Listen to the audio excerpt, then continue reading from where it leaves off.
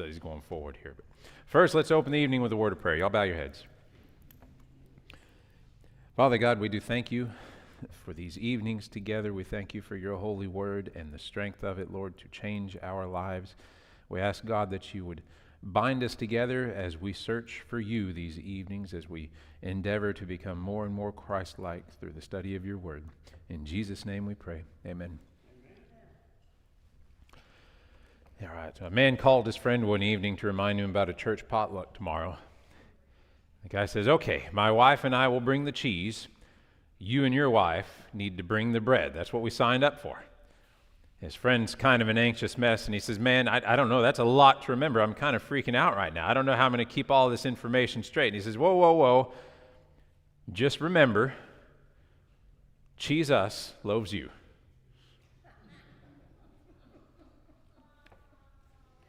Well, yeah, I know. Well, cheese us, loaves you.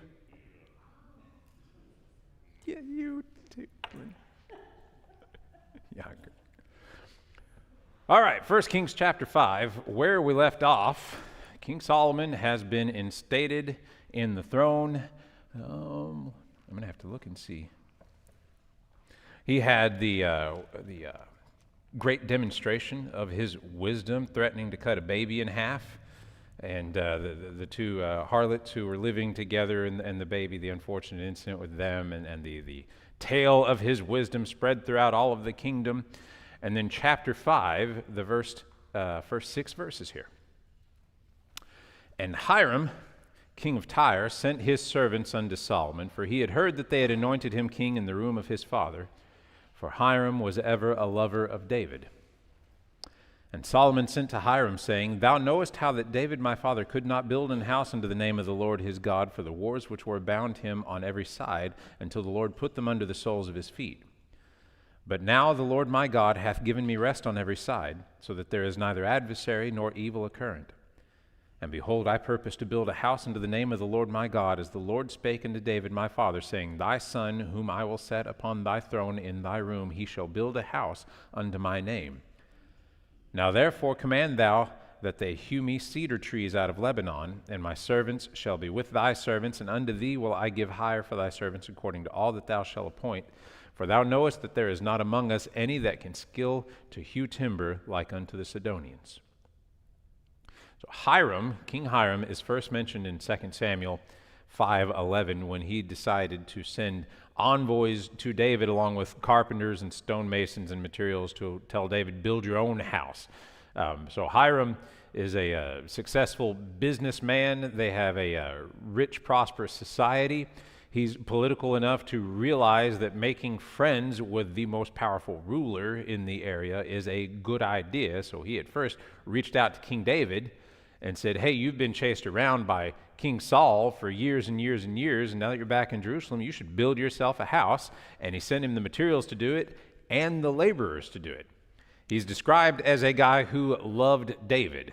It says specifically a lover of David, just a huge fan of David and everything that he'd been able to do, and he was throwing his support behind David at the time in the best way that he knew how. Back then, David, he was covered on soldiers. He didn't need any more muscle, but he didn't have a place to call home, so that's what Hiram did for him. And when Hiram now hears that Solomon has been enthroned, the great love that he had for David seems to have extended to his son. And Hiram sent his servants to Solomon to congratulate him on the succession and the nation's prosperity, because we've heard that too, that the nation of Israel prospered in a way that it had never before prospered. And Solomon received those servants, and he welcomes them, and he sends them back to King Hiram with a message of his own. It says in verse 3, Thou knowest how that David my father could not build an house unto the name of the Lord his God for the wars which were about him on every side. He says, Hiram, you know my dad barely got a break from all the wars that he fought. He wanted to build a house of God, but he just couldn't because he was fighting all the time.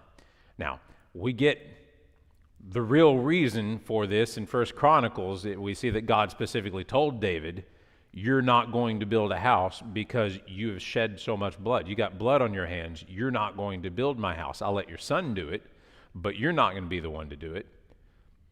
But now, Solomon has peace on all sides. They're not warring with anybody here. And God is willing that Solomon should build a house to his name. So Solomon tells the men, he says, I need lumber.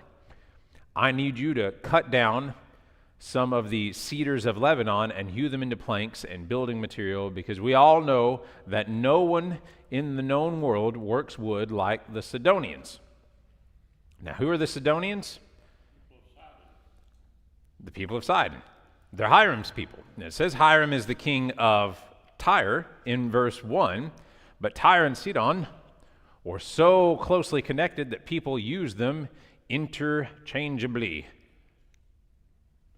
Oh. Look at that. How awesome is that? So, Old Testament references there. Joshua 11:8, Joshua 19:28, over and over. It says, Israel pursued enemies unto great Zidon and the region near Tyre. Territory boundaries of Asher included Sidon and Tyre. Sidon and Tyre, Sidon and Tyre, over and over. Ezra, Isaiah, Jeremiah, Ezekiel, Joel, Amos, Sidon and Tyre, even into the New Testament. Matthew 11:21, woe unto thee, Chorazin, woe unto thee, Bethsaida, it shall be more tolerable for Tyre and Sidon at the day of judgment. These two places are so close together, people used them interchangeably. It's like closer even than Sherman and Denison, more like Sadler South May. They had to band together because they just couldn't do a school district of their own, so they had to group up. So anytime you see Tyre, you see Sidon, you can look at King Hiram and say he's essentially the king of both.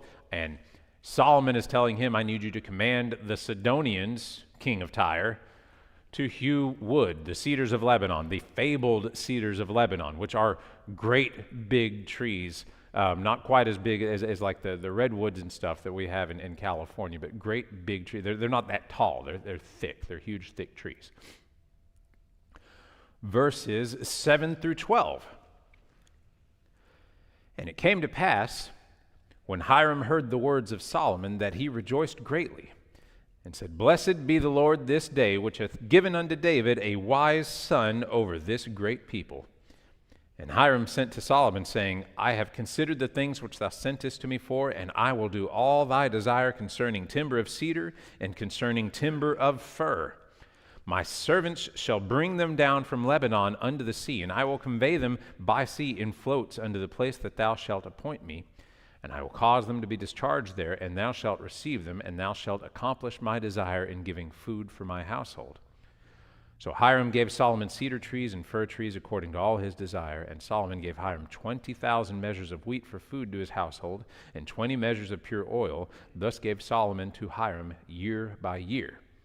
And the Lord gave Solomon wisdom as he promised him, and there was peace between Hiram and Solomon, and they two made a league together. So when Hiram gets word from Solomon that he wants his help, he rejoiced greatly.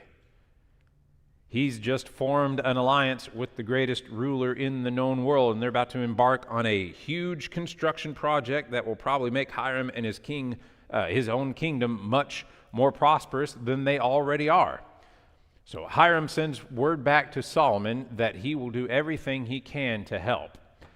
And this is essentially what they're going to do. He's going to cut trees. He's going to turn the great cedars of Lebanon into logs, into these great rafts, and float them. Look at that. There's two little guys on a raft right there. And they're floating all the way. So this is the north part. That's Beirut. That's Lebanon. Tyre and Sidon right there, floating all the way to Joppa, which is the closest port town that would have been to Jerusalem. So he's going to cut these trees down into logs, turn them into great rafts, float them from Tyre to Joppa, and they specifically call out that it's to Joppa in 2 Chronicles chapter 2. It says that it goes to Joppa.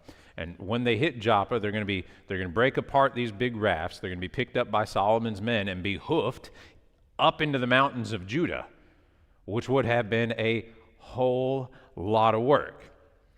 And Hiram, in exchange for the lumber, said he wanted provisions. He wanted food. He wanted grain and oil. He's already a wealthy man. He's a merchant. He doesn't need gold or money or anything like that, but he's got a lot of people, and now he has secured a food source from another nation for the period of time in which they're going to be carrying on the construction of the temple, and we'll get quoted on how long that is towards the end of this year when it's actually all finished. That look pretty cool? I like that. Verses 13 through 18. And King Solomon raised a levy out of all Israel, and the levy was 30,000 men. And he sent them to Lebanon, 10,000 a month by courses. A month they were in Lebanon, and 2 months at home. And Adoniram was over the levy. And Solomon had 10,000 that bare burdens, and 80,000 hewers in the mountains. Beside the chief of Solomon's officers, which were over the work, 3,300 which ruled over the people that wrought in the work.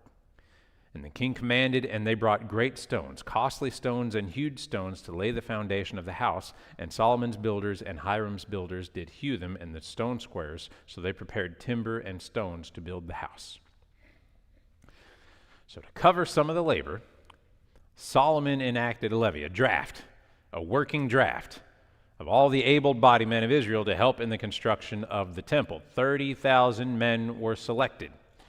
And don't think of this as like, this is not the, the pictures you see of the Pharaoh or, cartoons or movies where the Egyptian slave drivers are whipping people as they're slaving away in the hot sun to build a pyramid or something like that. This is not slavery.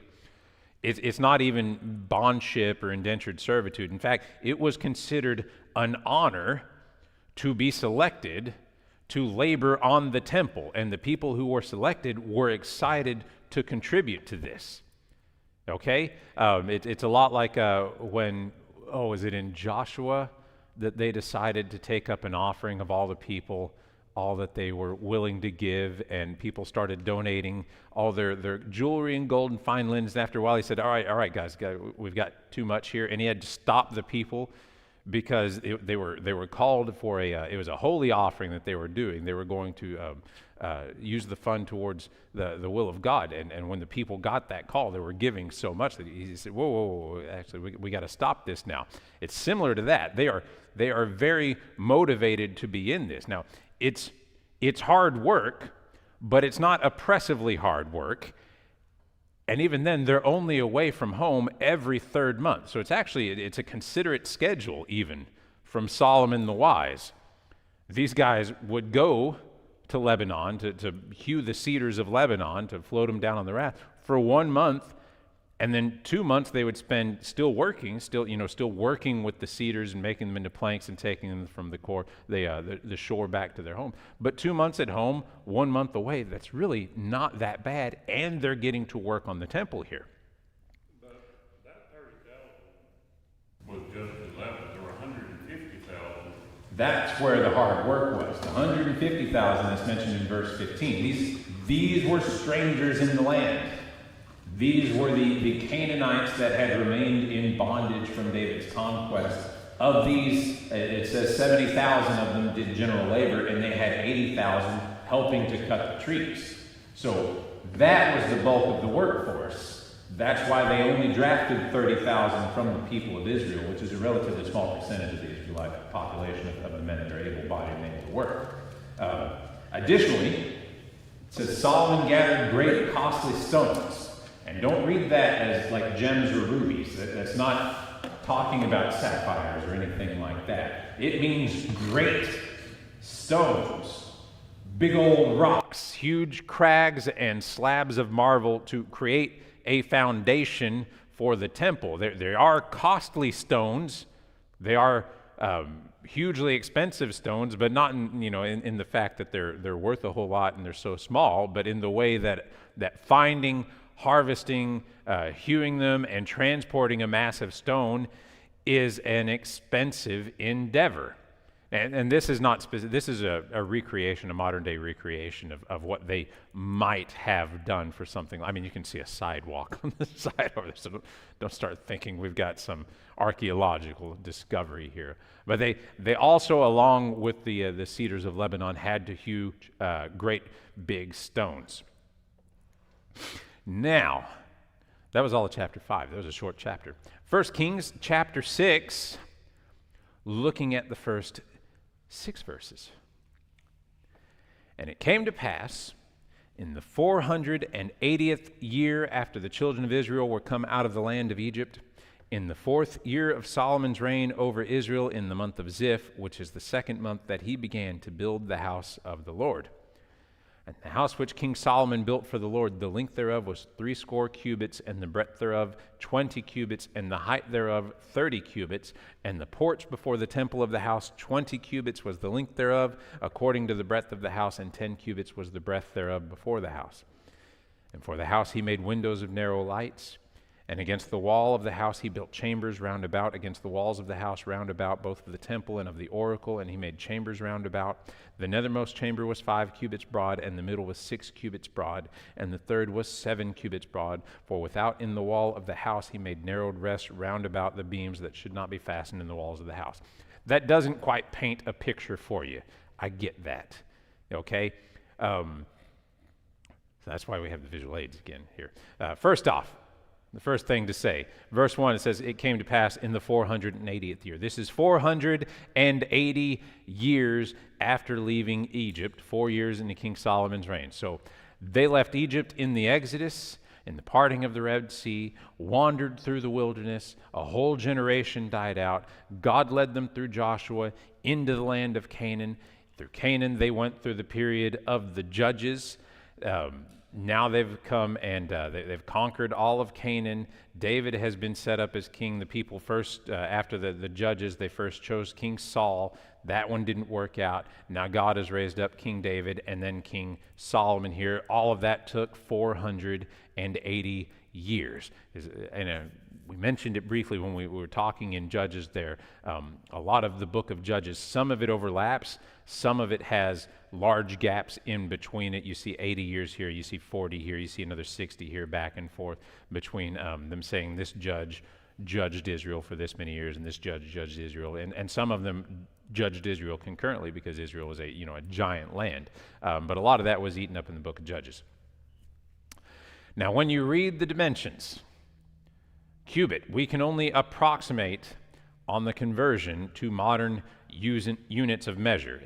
At best, and they range, there's a whole range of it academically, but at best it's looking at about 1.5 feet per cubit. So 20 cubits would be about 30 feet.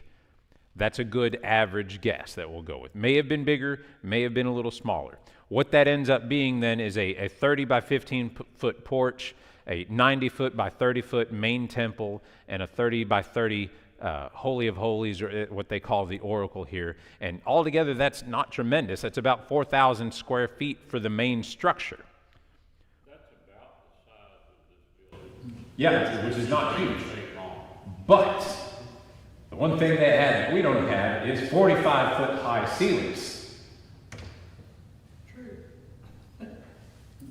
These are 45 feet? No, they have them. We don't. Yeah. It was odd because it's 30 feet wide and 45 feet tall. It was taller than wide. Well, and so this is the main structure. It talks about the little side rooms that they had, things of that nature. They did the little side booths for the priests and Yes, things they like didn't that. have to deal with the city of Sherman if they want that on.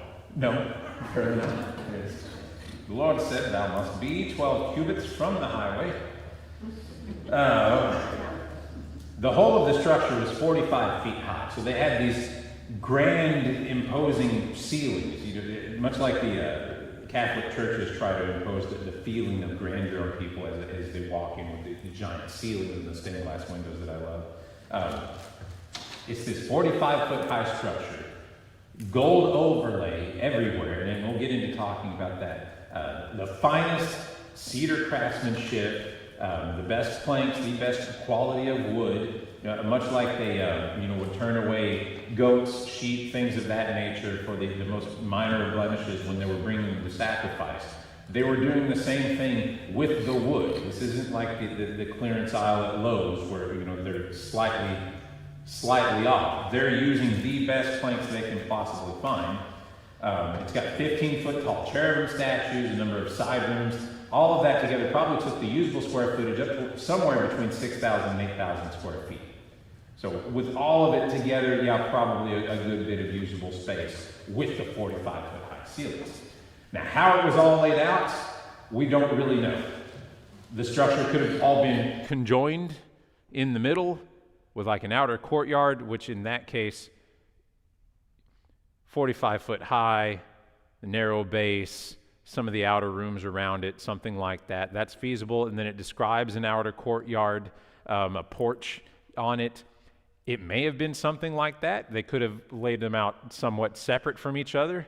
So with that, you have the temple on the right with a courtyard, and then the porch and the porch of pillars off to the left, and the house of Lebanon. And then that's, you remember we talked about Solomon took a wife of Pharaoh and built her a house very next to his own house. So that's accurate, at least in that picture right there. Or, regardless of the layout, it was ornate and as finely crafted as man could manage. So even with that guy in there, that doesn't quite convey the the magnitude of 45-foot ceilings and gold on everything, but that's a decent artist rendering of what it might have looked like on the inside. Verses 7 through 10. How many people were there in Israel at this time, roughly? Several million. Several million, yeah. So most of them would never be able to go into, I mean, obviously you couldn't have everybody get together at once. But even if you had just a small, if you just had a parade of people wanting to go through the temple, you would never get everybody through in a year.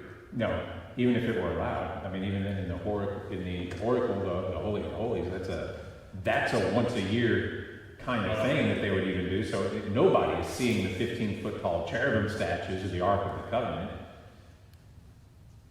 So no, it's a lot of work, but it's all for God, and it's just the fact that they know it's there, and then the rumor of what would have been put into the temple would have spread among the people for generations going forward, that we'll never see it. But I mean, it's the same kind of rumors that we have over what's in the Vatican or something like that. I guess that's the dim light to it. Yes.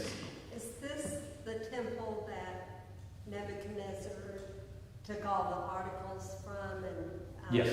and They go back and forth, stripping the gold out of it, putting the gold back in some places, back and forth for a few years. Whenever an invading force would come in and say, we need to offer them tribute, so they leave us alone. But they take all the gold plating, because this is a great deal of wealth went into plating the entirety of this. And we throw some numbers at that too. Well, so when Nehemiah went back to rebuild the wall Of the city, not specifically the temple. Yeah. But was the temple, had it been destroyed? The temple was destroyed in...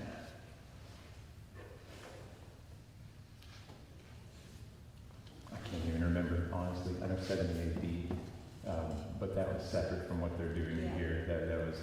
That's the number that sticks in my mind. So no, I can't tell you that. Well, I've got a timeline. Actually, Randy, I've got your timeline rolled up in a cardboard thing in my bedroom right now. That big thing that you got, we need to bring that. I haven't forgotten though. He's got an amazing timeline. It's a giant circle, and it's on a laminated thing, and it's huge. It's bigger than one of these tables here, but it shows everything running concurrent. It's so much that you can't. If you want to be able to look at it all, they had to do it in a circle, because it far exceeds your field of vision whenever you do something like that. Well, you remember 2 years ago when here in Sherman they had the tabernacle experience? I was looking it up, and you could actually go and you pay. I believe it was the Heights Church of Christ was there, and you paid so much, and you could go in and through the tabernacle. That was phenomenal because they brought it to very visual. You could walk in, the incense were burning, the whole area. And that's just a tabernacle. That's just a tent that they would pick up and go. Right. And well, and then outside they had the outer court where they did the sacrifices and everything like that. But I just looked it up and it said, as of now, there are no Texas locations scheduled for this year. All right. But it said keep watching, so I'll keep watching. Verses 7 through 10. And the house, when it was in building, was built of stone made ready before it was brought thither, so that there was neither hammer, nor axe, nor any tool of iron heard in the house while it was building.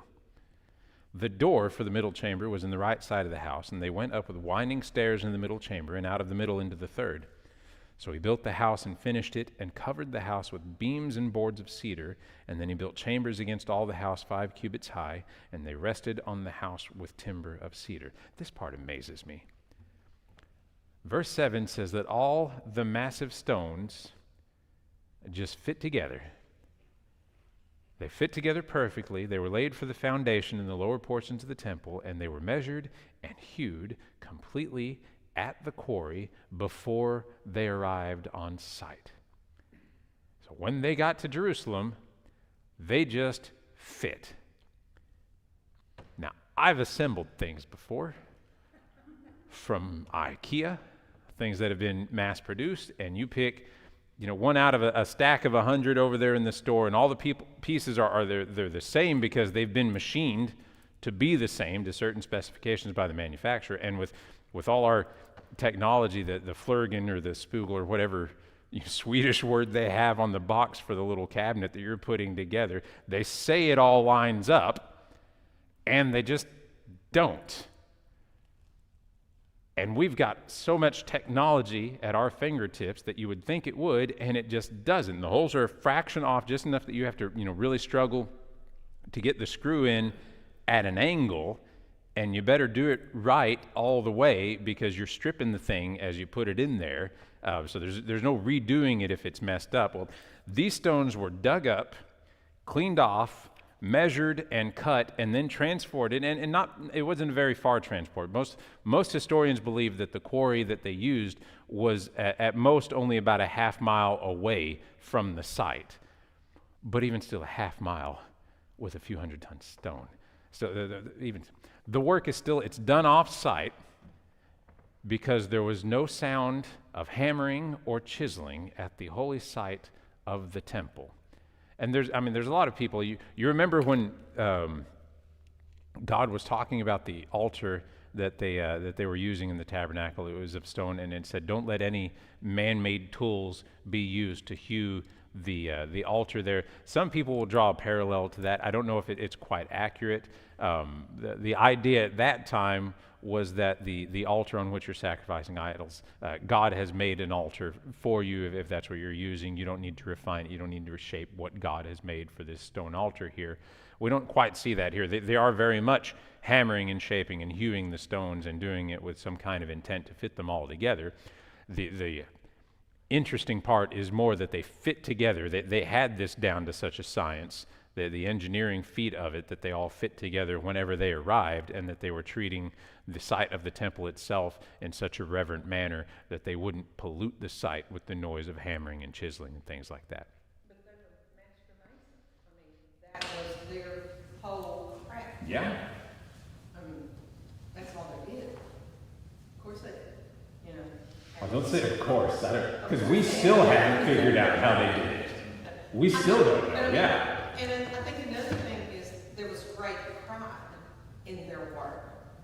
They knew where it was going, and they wanted to Wanted it to be perfect. Measure it again, measure it again, measure it again. And they wanted it absolutely perfect. And I think it was just the pride of their work and the skill that they possessed.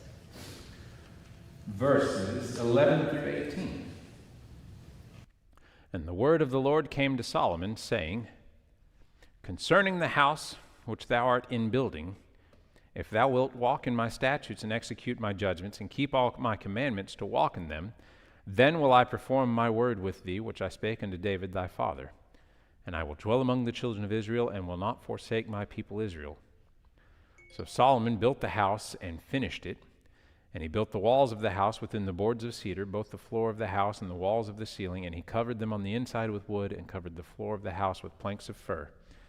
And he built 20 cubits on the sides of the house, both the floor and the walls with boards of cedar. He even built them for it within, even for the oracle, even for the most holy place. And the house, that is the temple before it, was 40 cubits long, and the cedar of the house within was carved with knops and open flowers. All was cedar, there was no stone seen. So it says the word of the Lord came to Solomon, and this time it's most likely from the prophet Nathan. And we say that because we already read in 1 Kings 3 where God went to Solomon and said, ask what I shall do for you. And he says, give me wisdom. That was the first time. A little later in 1 Kings 9, so a few chapters from now, it reads, now when Solomon had finished building the house of the Lord in the royal palace and had achieved all that he had desired to do, the Lord appeared to him a second time as he appeared to him at Gibeon.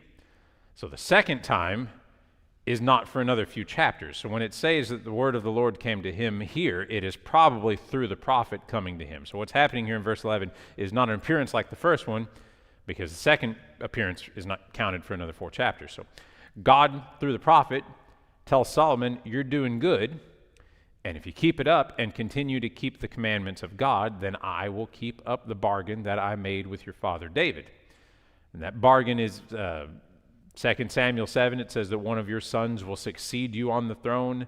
It also says in 2 Samuel 7, the Israelites will not be afflicted as they have before by the neighboring nations. You will have prosperity, more or less, to sum it all up here. You will be my people, and I will be your God, as we saw through the Old Testament over and over and over and over. And so Solomon continued to build the house, and it says finished it, but it's not saying finish as in he was finally done. That's not completion. It means the rough construction part of it was completed, and the finishing work, the finer carpentry, the ornamentation began. It was finely crafted and polished, cedar and fir everywhere.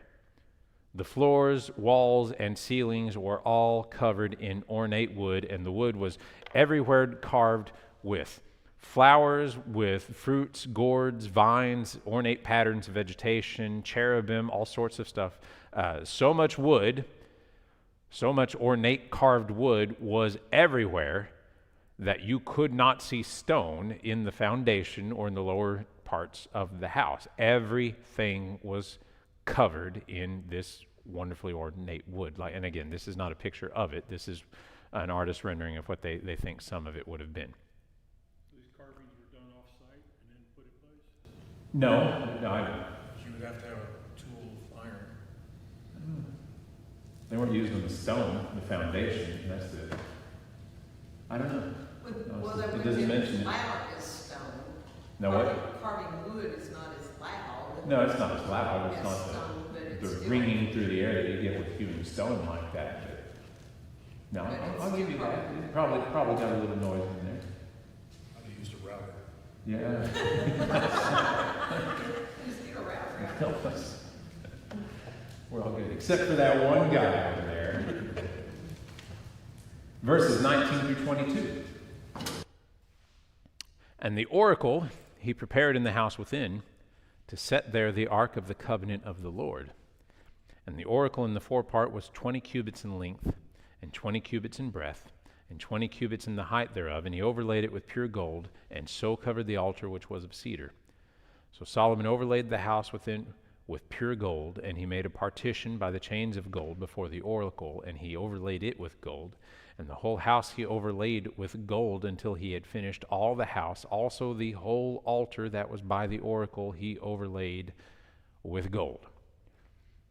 Now again, the oracle here refers to the Holy of Holy place, the place that would house the Ark of the Covenant, which was at the time in the city of David, but they were going to bring it in here.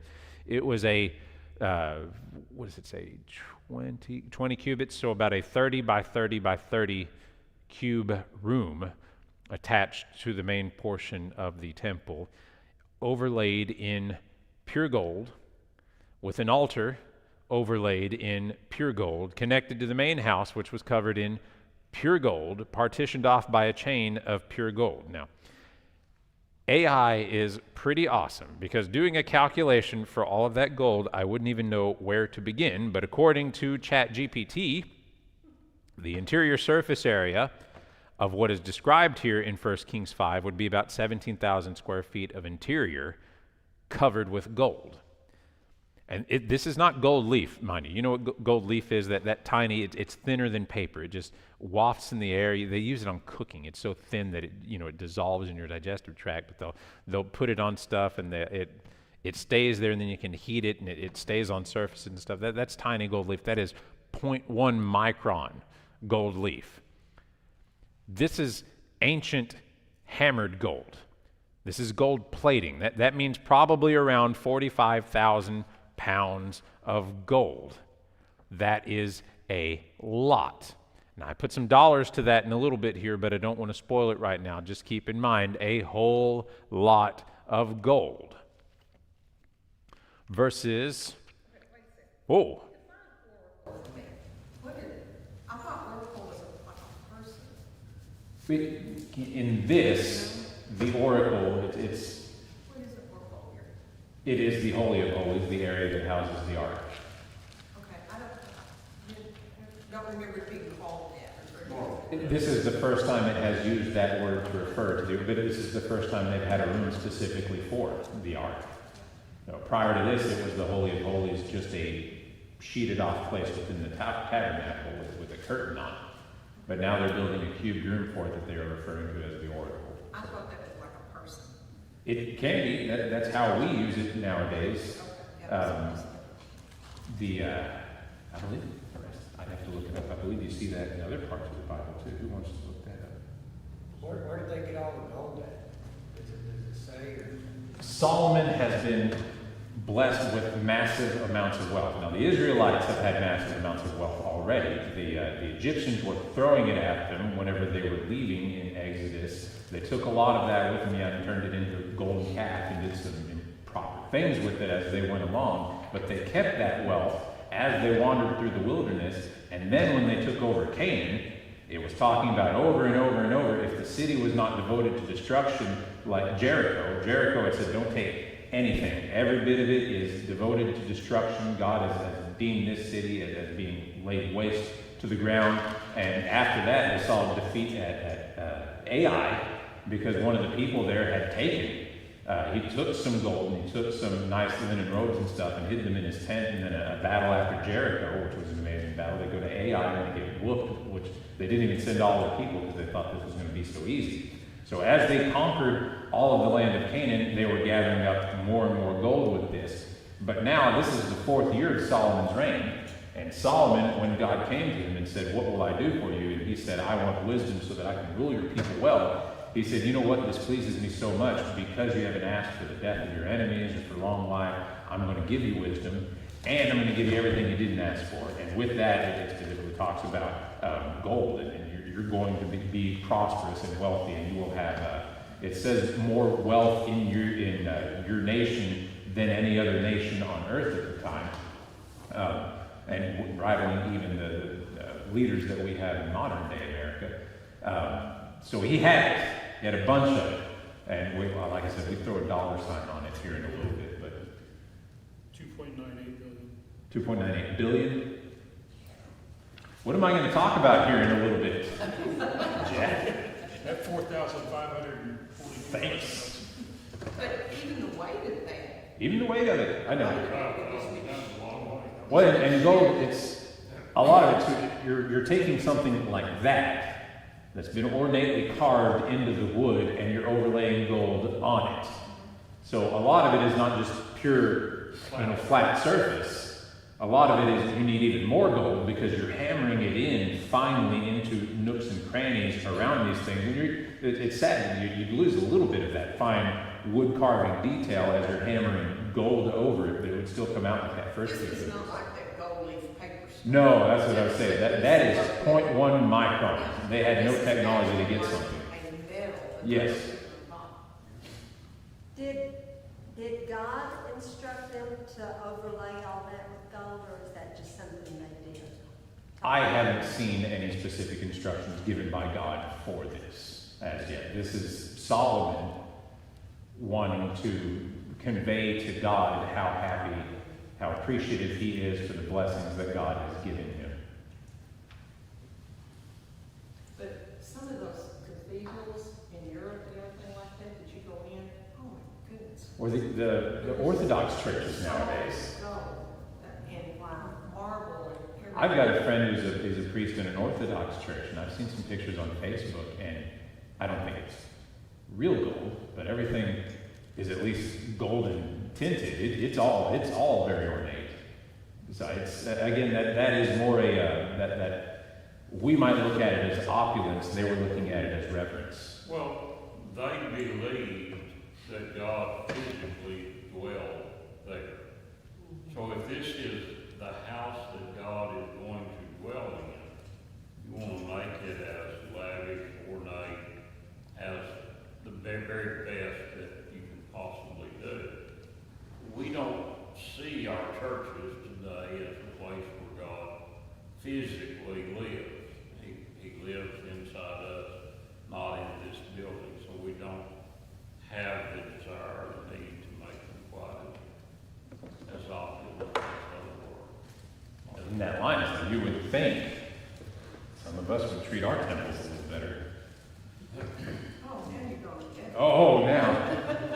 About to turn into a sermon. Colin, this was the temple that Nebuchadnezzar burned down. And when Nehemiah and Zechariah and Haggai and all, they were in Persia and they were allowed to go back, it said some of the older Israelites that remembered from view the old temple, they wailed and wailed when they saw the new temple because it didn't have all this beauty. This is what we studied in BSF this past year. It's the only reason I know it. 'Cause All right, and as far as the dimension, I just looked this up too. As far as the dimensions, 2 Chronicles, so we haven't gotten to it yet, tells us that David was given the measurements for the temple by God. So not Solomon specifically, but it was passed down to Solomon by his father David. All right, anything else? Verses 23 through 36. So big bit of reading here. And within the oracle, he made 2 cherubims of olive tree, each 10 cubits high, and 5 cubits was the one wing of the cherubim, and 5 cubits the other wing of the cherubim. From the uttermost part of the one wing unto the uttermost part of the other were 10 cubits. And the other cherub was 10 cubits. Both the cherubims were of one measure and one size. The height of the one cherub was 10 cubits, and so was it of the other cherub. And he set the cherubims within the inner house, and they stretched forth the wings of the cherubim, so that the wings of the one touched the one wall, and the wing of the other cherub touched the other wall, and their wings touched one another in the midst of the house. And he overlaid the cherubims with gold. And he carved all the walls of the house round about with carved figures of cherubims and palm trees and open flowers within and without. And the floors of the house he overlaid with gold within and without. And for the entering of the oracle he made doors of olive tree. The lintel and side posts were a 5th part of the wall. The 2 doors also were of olive tree, and he carved upon them carvings of cherubims and palm trees and open flowers, and overlaid them with gold, and spread gold upon the cherubims and upon the palm trees. So also made he for the door of the temple posts of olive tree a 4th part of the wall, and the 2 doors were of fir trees. The 2 leaves of the one door were folding, and the 2 leaves of the other door were folding. And he carved thereupon cherubims and palm trees and open flowers, and covered them with gold fitted upon the carved work. And he built the inner court there with 3 rows of hewed stone and a row of cedar beams. So the ark was not alone in the oracle. It was accompanied by two cherub statues, both 15 feet tall and 15 feet wide. That picture depicting them, again, is one wing stretched out toward one wall, one wing from the other one stretched out towards the other, and then the 2 wings touching in the middle. Now, obviously, we don't know exactly what they looked like, but if they are like what is described in Ezekiel 1 and 10, that's not a bad depiction there. Each cherub had, in Ezekiel, each cherub had 4 faces. It had a man's face, a lion's face, an oxen face, and an eagle face. They had 2 wings towards the upper part of their body and 2 wings down below that covered up their feet. They had straight legs with feet like cow hooves and human hands under their wings. So that's actually a pretty good depiction of what a cherub looks like according to Ezekiel. But we have other renderings here that's a bit more artistic. And then that one. That's something they've actually made and put in a museum. But again, with that, you see the hooves, you see the 2 sets of wings, and then the 4 faces at the top. The walls of the house, within and without, were carved with figures of cherubims, palm trees, and flowers all over. The doors were carved with the same things, all of it covered in gold. Something like that. And again, that's a relief. You see palm trees, you see fruit, you see a kind of cherubim animal there, gourds or knops, as they call them. But despite the other woodwork, this is probably a bit more what it would have liked, hammering that gold onto detailed wood carving. You lose a little bit of that detail, the finer work, whenever you overlay it with gold like that.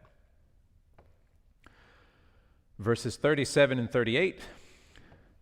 In the 4th year was the foundation of the house of the Lord laid in the month Ziph, and in the 11th year in the month Bul, which is the 8th month, was the house finished throughout all the parts thereof, and according to all the fashion of it, so was he 7 years in building it. So all in all, 7 years and 6 months for the whole construction project from beginning to end to be completed. So they're giving Grayson County a run for their money.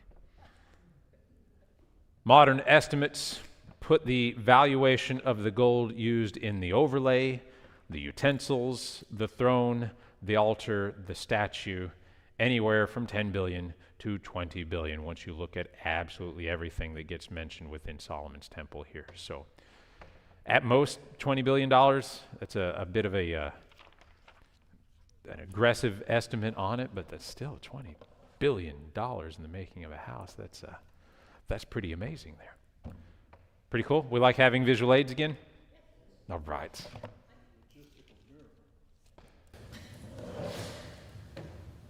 Oh, man. All right, 7:17. That wrapped up.